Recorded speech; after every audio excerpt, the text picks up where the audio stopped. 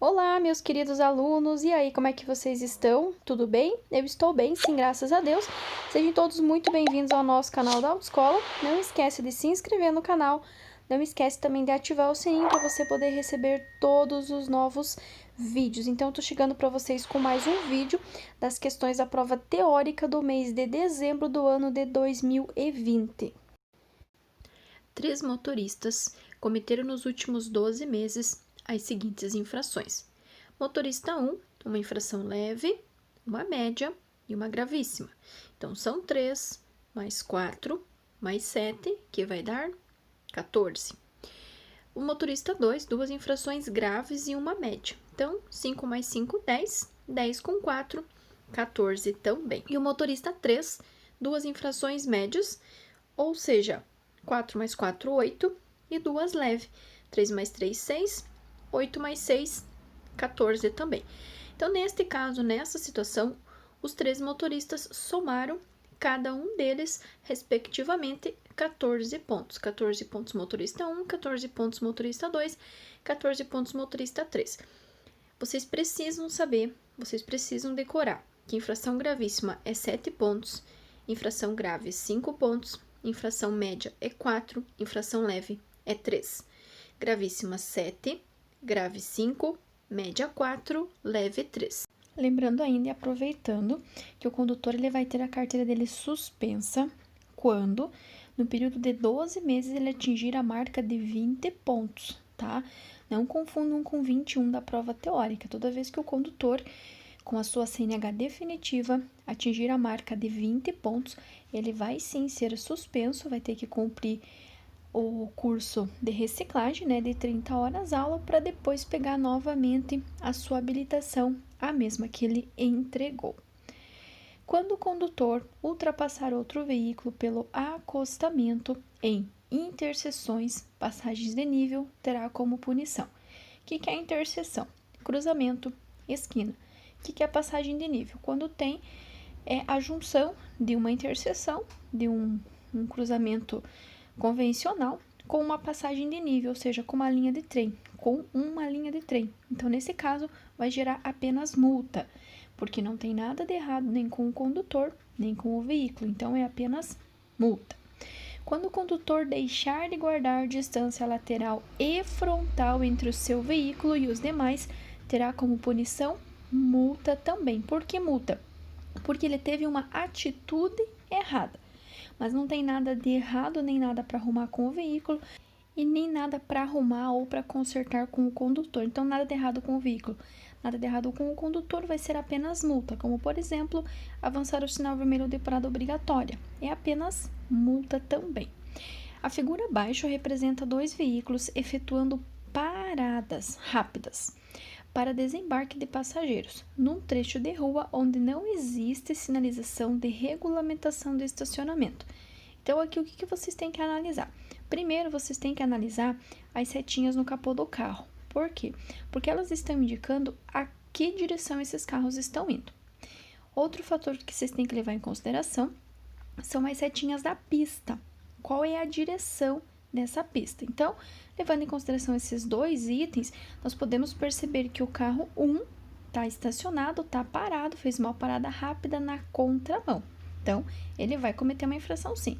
E o veículo 2, ele está parado a menos de 5 metros em relação ao cruzamento, em relação à esquina. Então, nesse caso, os 2 veículos sim cometem infração. Um fez uma parada na contramão e o outro fez uma parada na esquina, né, a menos de 5 metros. Lembrando que vocês têm que sim respeitar e guardar uma distância de parada de 5 metros em relação ao cruzamento, em relação à interseção, em relação à esquina. Indique a placa de regulamentação. Primeiro que placa de regulamentação são todas as placas vermelhas que ditam regras, obrigações e restrições no uso das vias, que significa comprimento máximo permitido. O comprimento de um veículo vai ser medido desde o para-choque traseiro até o para-choque dianteiro, ou do para-choque dianteiro até o para-choque traseiro, como é o que ele está mostrando ali. Note que ele está apontando com a setinha, indicando o início do caminhão e o término do caminhão, ou seja, para eu fazer, né, a medição, para eu saber o comprimento vai ser medido desde o para-choque dianteiro até o para-choque traseiro, ou desde a placa dianteira até a placa traseira do veículo. Esse vai ser o comprimento máximo. Nesse caso, ele não pediu, mas está na plaquinha, que seriam 10 metros. Um condutor de veículo oficial transportando autoridades deve saber que esse tipo de veículo deve circular obedecendo às regras de trânsito, independente se é um veículo oficial, se está transportando uma autoridade ou não, ele não tem prioridade. Por quê? Porque ele não tem luzes e nem tem sirenes intermitentes. Então, os únicos veículos que vão ter prioridade, tanto de passagem quanto de estacionamento, vão ser todos aqueles veículos que têm luzes ou sirenes intermitentes. Por exemplo, ambulância, corpo de bombeiro, SAMU, polícia de fiscalização de trânsito, polícia rodoviária, polícia militar. Todos esses veículos, eles vão ter luzes e também vão ter sirenes. Então, logo, eles vão sim ter preferência. Porém, eles só têm preferência, só têm prioridade se eles estiverem em serviço de urgência e emergência. Como que eu vou saber se eles estiverem com as luzes ou com as sirenes acionadas? Lembrando sempre que se vocês se depararem com uma situação onde vocês precisem, né, ceder passagem para esses veículos, vocês sempre vão tirar o veículo de vocês para a direita. O condutor vai tirar para a direita, o condutor do outro sentido também vai tirar para a direita e eles vão ultrapassar pela esquerda, que é o correto. Ao verificar o nível de óleo do motor periodicamente, nota-se que houve um pequeno consumo e aparentemente não existem vazamentos.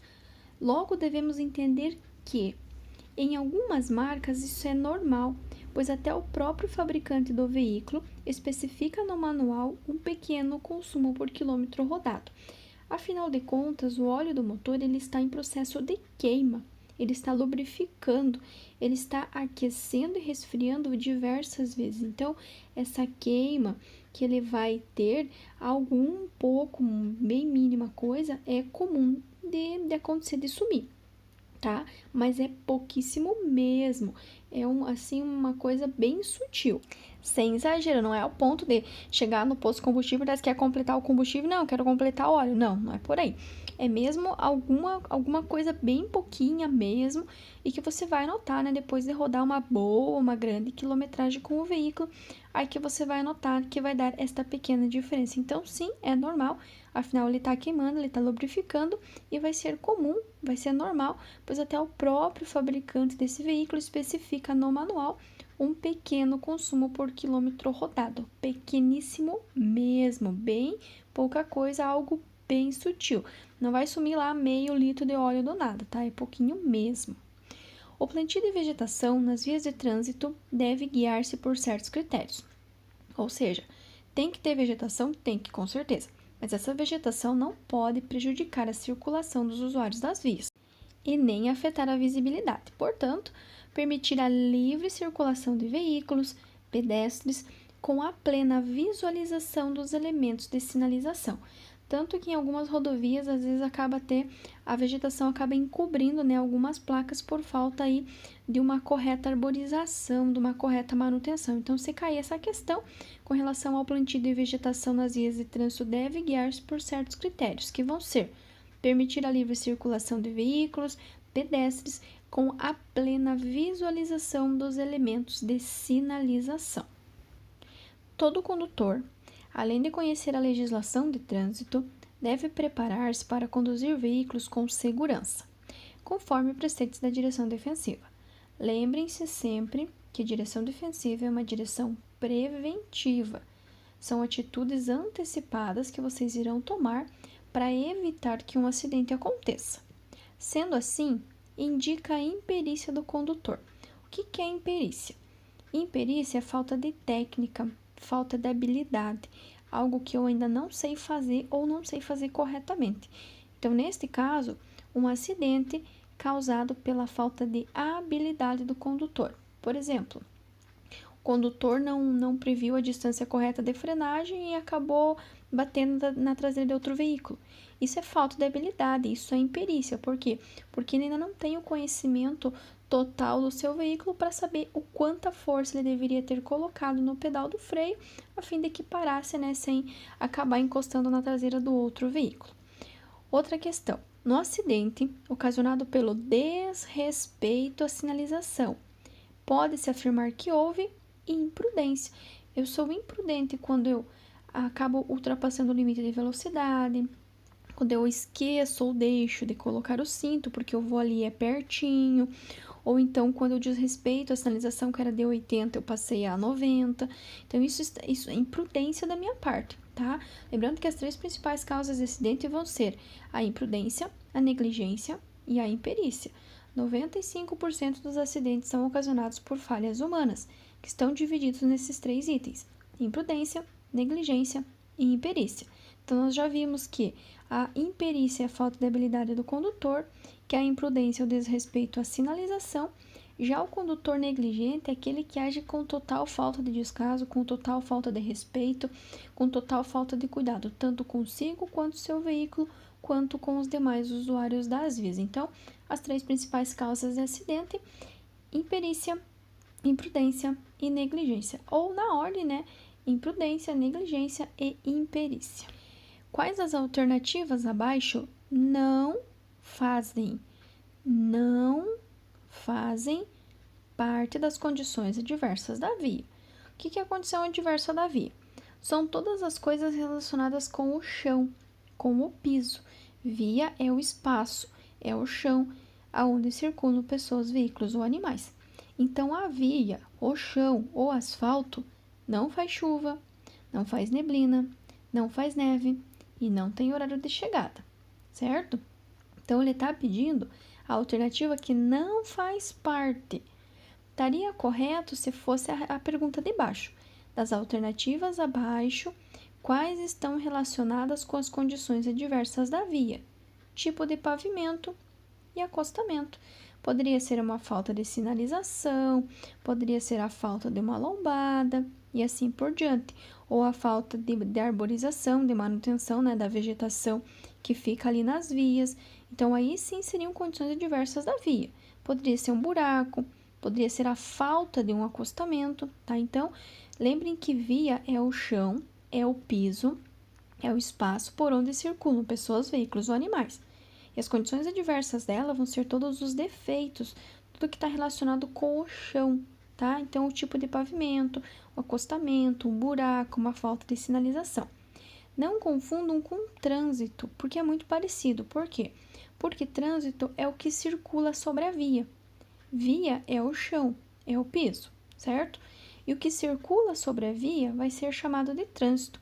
Portanto, o trânsito é a utilização das vias por pessoas, veículos e animais.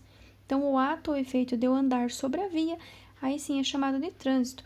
Uma que cai bastante, que é uma condição adversa de trânsito, que são pessoas e animais soltos nas vias, porque como eles estão circulando, aí vai ser trânsito. Quanto à direção defensiva é recomendável.